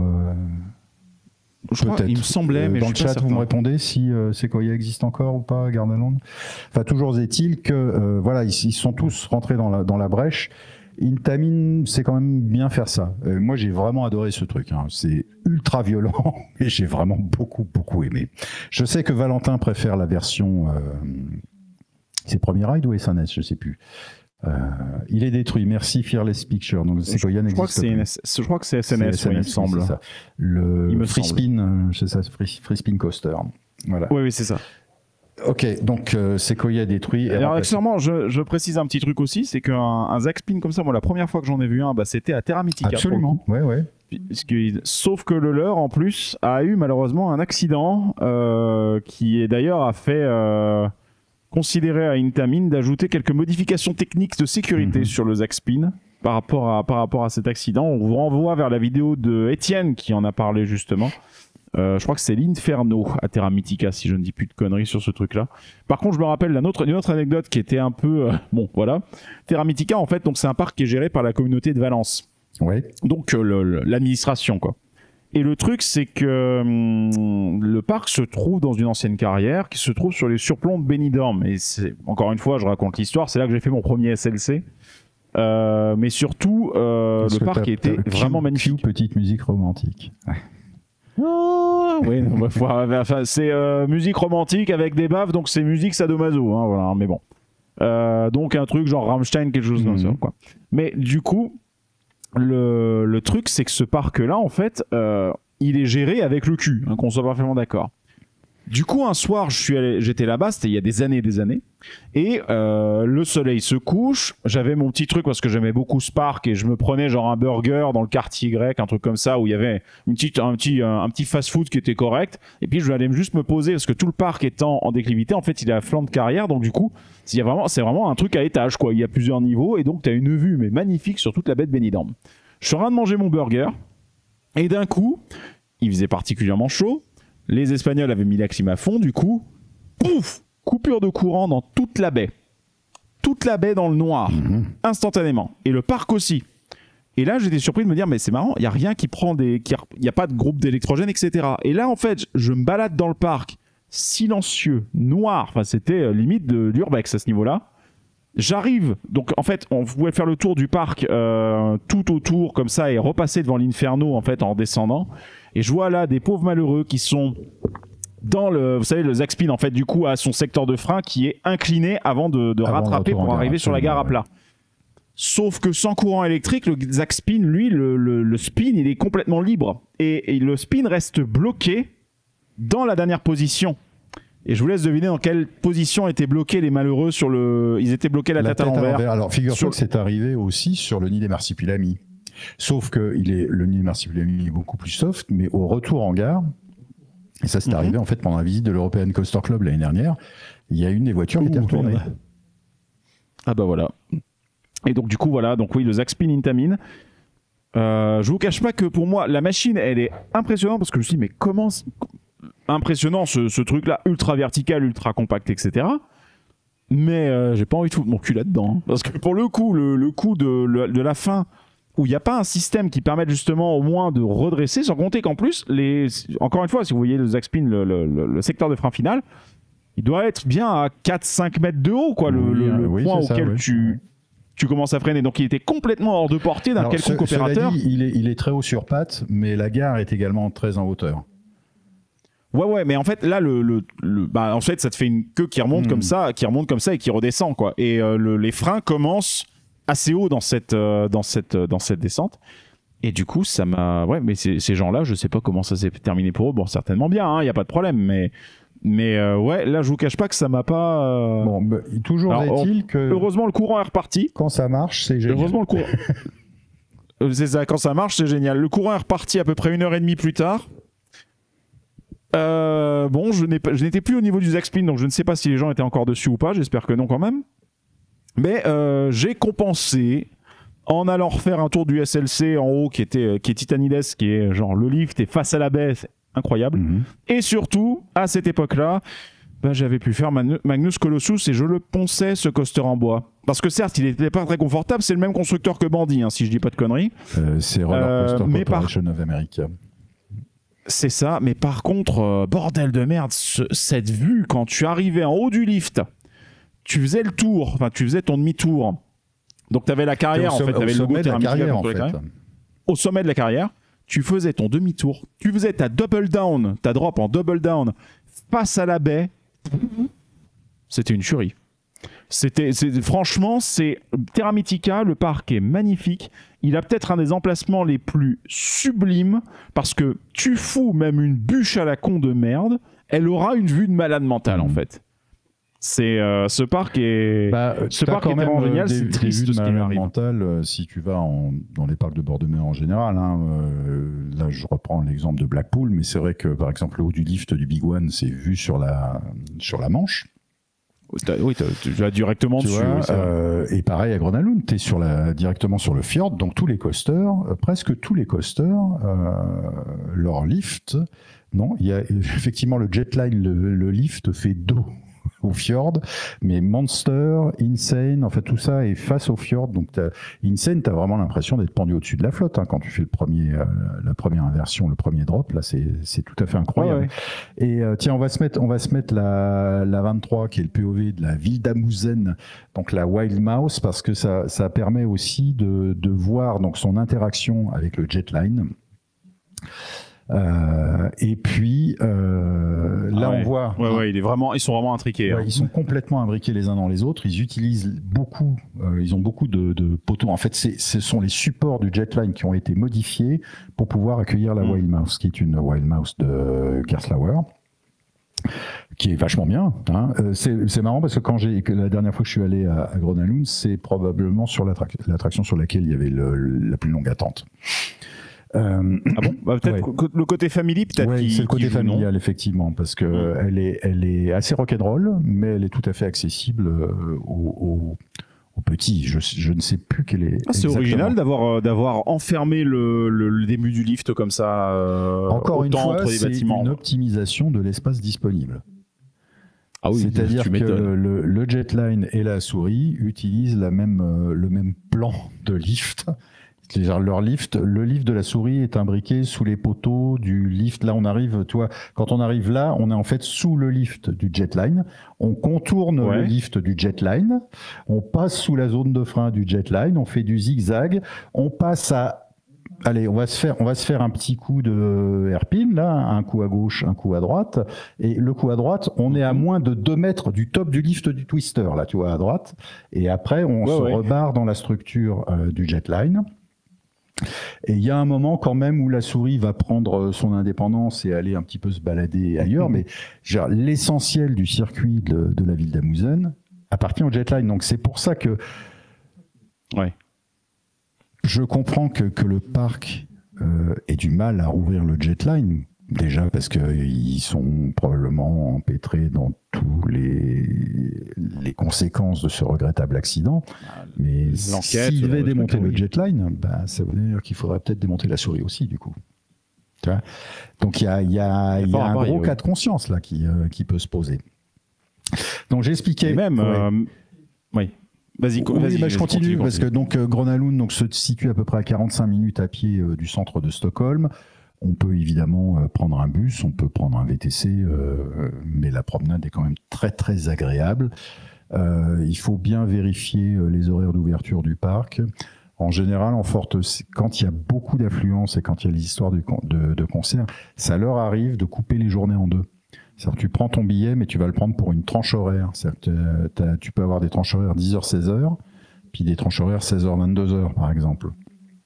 Moi, quand j'y étais allé la dernière fois, c'était en plein mois de juin, donc il y avait un peu de monde et j'avais opté pour la tranche horaire 16h-22h. Donc le prix d'un billet à Grenaloun, fonction de la date et de l'affluence prévue, concert ou pas, ça varie de 35 à 52 euros. Donc attention, le pays n'est pas dans la zone euro. Donc on paye en couronne suédoise. Petit conseil, c'est pas la peine de changer d'argent. Il y a très peu d'endroits où on accepte l'argent liquide à Stockholm.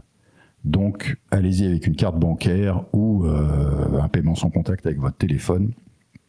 L'usage du liquide est en train de disparaître en Suède.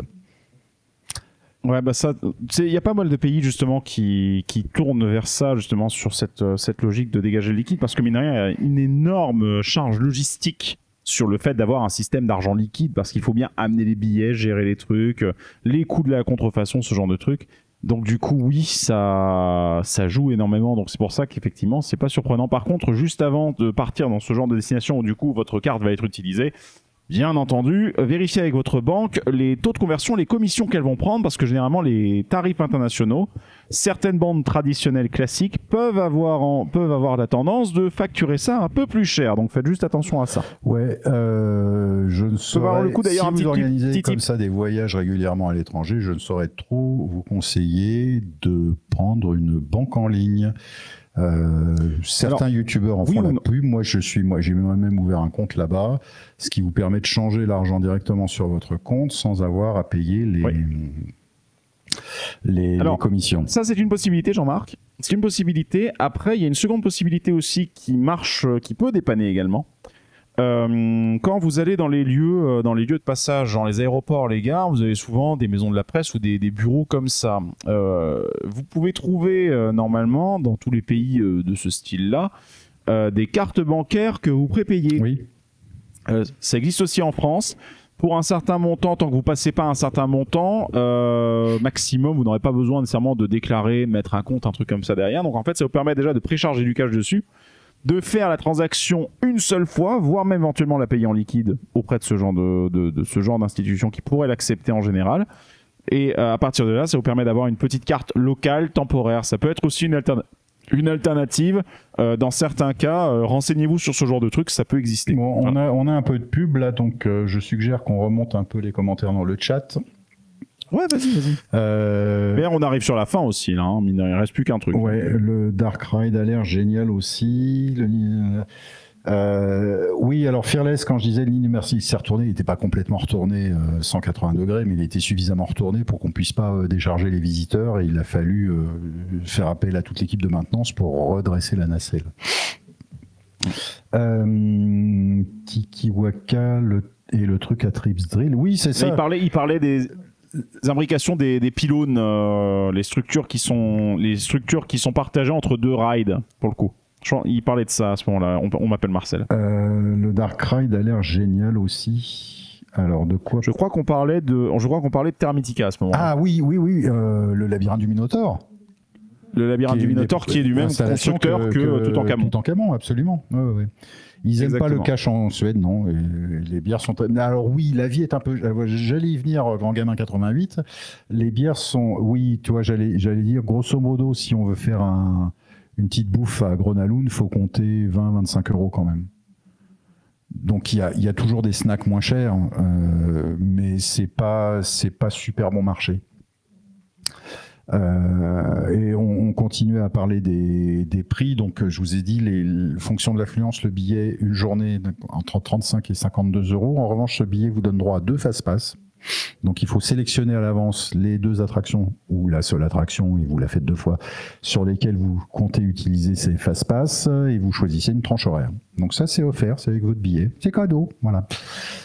Sinon, c'est encore un parc, comme le jardin d'acclimatation, qui a réintroduit la possibilité de payer seule l'entrée. S'il y a des grands-parents qui amènent des plus jeunes, bah, ils se contentent de payer une 8aine d'euros. Et eux, ils restent assis sur le banc. En revanche, ils peuvent aller au restaurant et consommer et boire des bières. Ça, il n'y a vraiment pas de souci. Ça, c'est vachement malin, ce truc-là. Du coup, tu peux acheter les attractions à l'unité ou bien tu es obligé d'acheter le ticket attraction? Soit tu payes l'entrée, soit tu payes le pay one price, quoi. C'est en revanche, le passeport annuel du parc coûte, lui, 148 euros. Bah, ah oui, moi j'aurais un parc comme ça en ville, je pense que je le prendrais, le passeport annuel. Tu vois.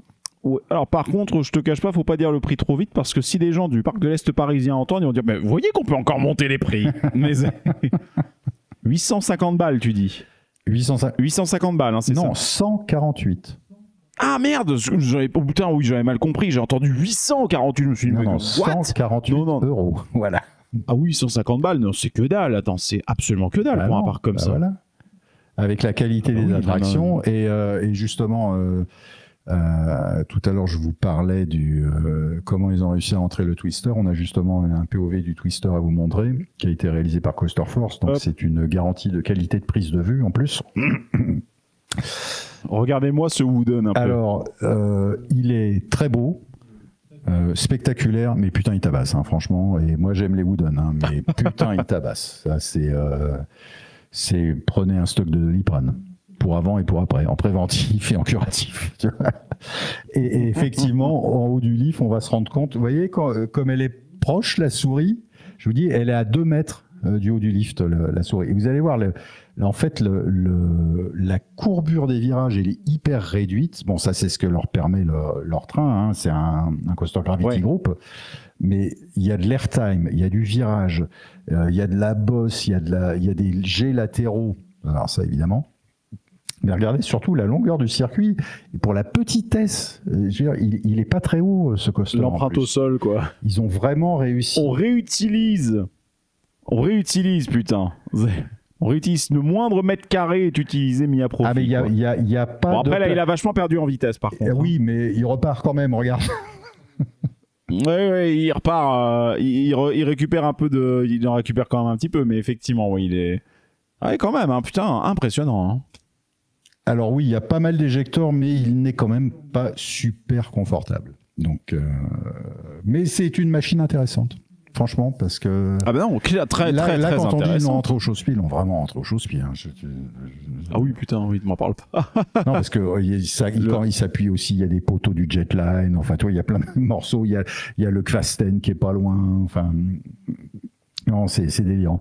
Et aussi, pour l'anecdote, il y a un train fantôme, vraiment un train fantôme d'ailleurs, qu'on va dire historique, puisqu'il date des années 30, qui est juste sous le first drop du Jetline.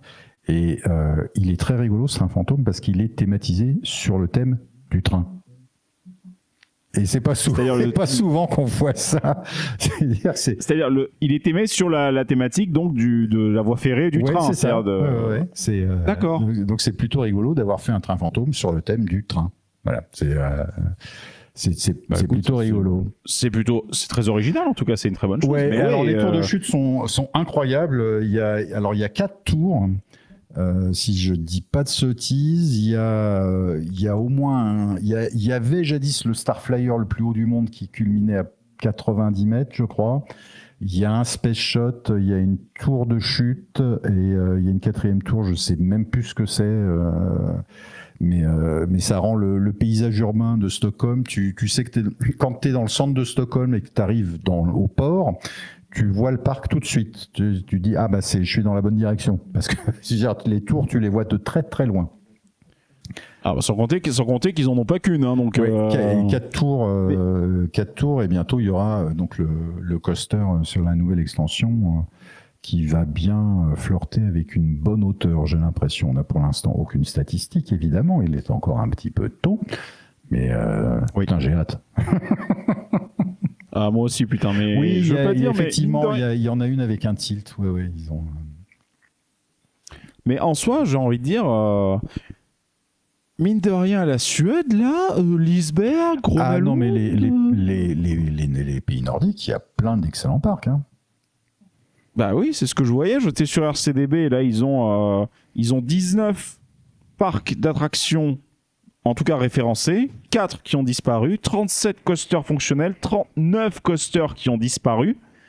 Je parle de la Suède en général. Oui, mais pays. juste la Suède, mais comme je veux dire, les pays nordiques sont pas très loin, enfin sont collés les uns aux autres, donc c'est assez facile de faire un coup de Danemark, Suède, Norvège, tu vois. Je veux dire, au sud, alors si j'y passe ce à 45 minutes de Stockholm, il y a Kolmarden, le zoo où il y a le gros RMC, tu vois. Ouais. Ah bah oui. Donc voilà. Pour le coup, c'est encore un autre truc. Donc ouais, clairement, peut-être qu'à un moment, faire un petit trip vers le nord. Non mais Stockholm, c'est 3 heures en avion. Il y a 20 minutes en train jusqu'au centre de Stockholm. Après un VTC jusqu'à Gröna Lund. Après, il doit y avoir moyen d'aller à Kolmarden très facilement. C'est faisable en un week-end, hein, Stockholm. Si on fait juste du parc. Hein. Sinon, c'est une jolie ville à visiter. Donc, non, mais c'est bien. En plus, la Suède, ce qu'il y a de bien, c'est que tu peux y aller. Tu t'assembles ton week-end comme tu veux. C'est du week-end dans Kids. Tu vois, ils sont spécialistes là-bas. Oui, absolument. Oui, voilà. Non, mais en tout cas, non, ben voilà, donc je tenais. Il y a longtemps que je voulais vous parler de ce parc parce que vraiment je l'adore, parce que c'est charmant, parce que il y a plein d'attractions super. Parce qu'il y a une bonne ambiance et qu'on se disait est-ce qu'on fait un épisode ou pas. Non, je me disais que quand on reparlait dans un live, puisque le parc a une actualité, c'est du coup une bonne occasion. Et une fois de temps en temps, comme on a fait la dernière fois à propos de Fuji-Q, faire une micro-chronique sur un parc au cours de nos lives pendant qu'on discute d'actualité, ça vaut le coup. Clairement. Et du coup, vous ferez les podcasts en ch'timi pour être dans le... Non, alors c'est pas ce nord-là duquel on parlait, Filmo. Non, on parlait d'un nord beaucoup plus lointain et froid encore, oui. Mais bon. Celui où en tout cas, il fait jour toute la nuit en été, voilà. C'est ça.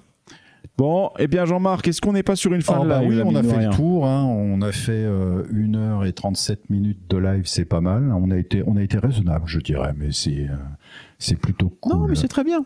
C'est très bien, je pense. C'est bonne durée. En plus, comme vous voyez, là, on repart un peu sur un petit rythme de refaire des lives de temps en temps. Donc, comme ça, c'est bien. Ça me permet de papoter un petit peu avec vous aussi. Donc, c'est Tiens, il y a Julien, cool. Et là, qui dit même le Danemark, c'est intéressant. Oui, putain, il faut aller à Tivoli, à Copenhague, qui est quand même le parc qui a inspiré Walt Disney. Donc,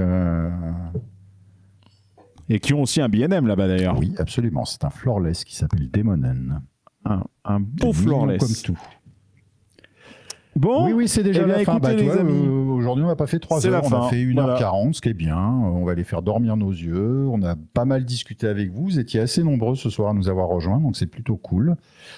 Est-ce que vous allez parler du redesign de Head de Romaus? Non, on va laisser ça à nos amis du Discord, les laisser faire dans leur Puissance Park Hebdo. Hein?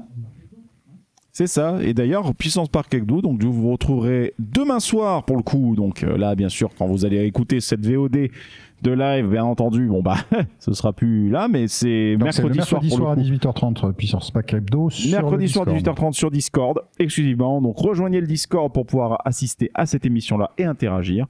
On vous rappelle, Entrevue des puissants. Ce vendredi pour le coup, on a aussi la publication de la totale de la petite vidéo Frais Pertuis qui tombe ce vendredi également. Et puis la suite, vous allez très vite la découvrir sur Puissance Park. Oh oui. Du coup, mon cher Jean-Marc, je te souhaite une très bonne soirée. Mais également, ce fut un plaisir de discuter avec toi. Ce fut un plaisir de discuter avec vous dans le chat. Comme toujours, n'oubliez pas de nous soutenir, de partager nos vidéos, de les apprécier. On compte sur vous et c'est super. C'est très gentil en tout cas et franchement ça nous fait plaisir. On voit que là les vues remontent un petit peu donc ça fait chaud au cœur par rapport à tout le taf qu'est Puissance Park. Je vous cache pas donc c'est bien. Donc écoutez on va essayer de continuer sur cette lancée là. En tout cas on vous souhaite à tous et à toutes une très très bonne soirée. Reposez-vous bien, détendez-vous bien. Absolument. Puis raidez bien. Voilà. Eh bien, bonsoir, bien. Puissantes Bonne et soirée puissants. À très bientôt. Salut. Salut, bye bye. Ciao, ciao.